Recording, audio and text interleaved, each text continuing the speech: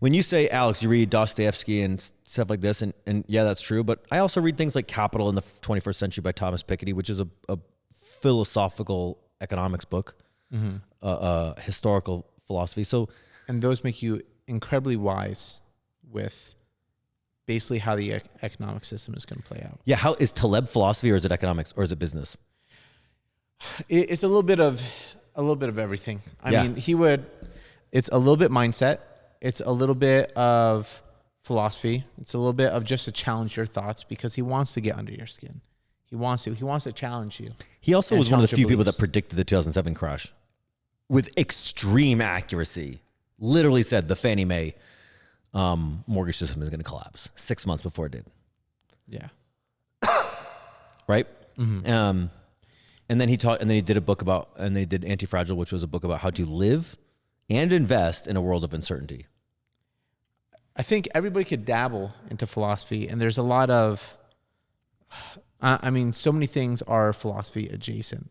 Sure. I mean, if it's business, they're giving you their business philosophies. If it's somebody who's a yoga instructor, they could give you their philosophies on, not going too hard, living life easy, doing what they do. The term has a lot of context, a lot of baggage. People think it's heavy and dense and not fun, and a lot of times it is. But the reality is, and this is where I think you and I actually overlap. Some people's brains just like that. I just like abstract topics. There's a lot of people. My mom, she's like, it doesn't work on me. Yeah. Abstractions. She's like, I just want to know. My friend Brandon is the same way. Actionable, tangible, tactical. What can I do with this? Right. And it's like, I can't do anything with Dostoevsky. I can't tell you why. And I am far more pragmatic or practical with some things. Yeah. But I mean, I want to debate topics just for the sake of debating topics. I want to. You like to troll sometimes too. I like what? To troll sometimes too. Oh yeah. Well, obviously. But when it comes to, debating topics, like when it comes to talking about real estate, especially on this podcast, sometimes it's super fucking easy. What are you going to talk about? You just buy the real estate for less. You do some things to it and you sell for more. Yeah. Or you just buy a property with fixed debt. You go and rent it to a person, so you have a fixed income, and now you just make money off it. That's super easy. There's really no brain cells to it. It's the psychology and the philosophy. So I read a lot of psychology, which is adjacent to philosophy, like Freud, and there's all the sales books will have philosophies in it. Sure. And then that is super useful. What's interesting is, I think business people, they like tinkering. Mm-hmm. They're like, I'm gonna build this thing. I'm gonna create this thing. They're tinkering with a problem, and I do the same thing. The world does not economically reward tinkering with difficult philosophical problems. It rewards people that solve tangible problems. Mm-hmm. But I can't help it. That's what I like. And so if you happen to like doing business, you're gonna make more money.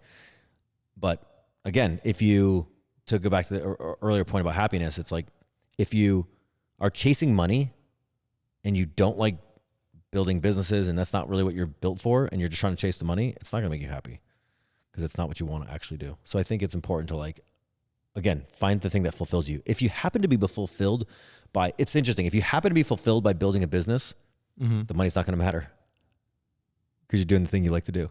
Yeah. So the fact that, I really like philosophy, but there's no money in it.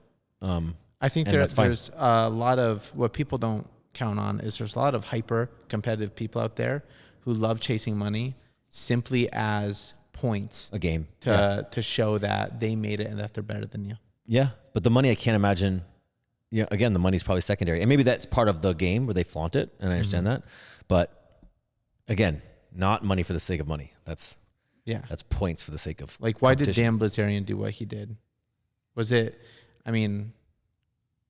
because of the girls, or was it to say that he's better than you, that he's the best man? Yeah. He's flaunting. Yeah. Peacocking. Yeah. Yeah. Peacocking. Yeah. And that's what people like. People are, as far as living your life in comparison, if we play a game right now, I'm going to try to win. So some people, when they take a look at it, they take a look at if they make the most money, then they won. And that makes them very happy. Some people aren't happy with the money. They're happy that they won. Yeah. Yeah. I'm thankful I don't super have that. I think I do find myself to be envious sometimes. Actually, you know what I'm most envious of? I'm not envious of people's, what they have. I'm envious of their work ethic. I wish I had a harder work ethic. But for what purpose? I want to build stuff. You know, I live in Maui, dude. There's nothing money can get. I'd like to buy a house in Maui, but like even then, like I live in 600 square foot right now, and we are very happy.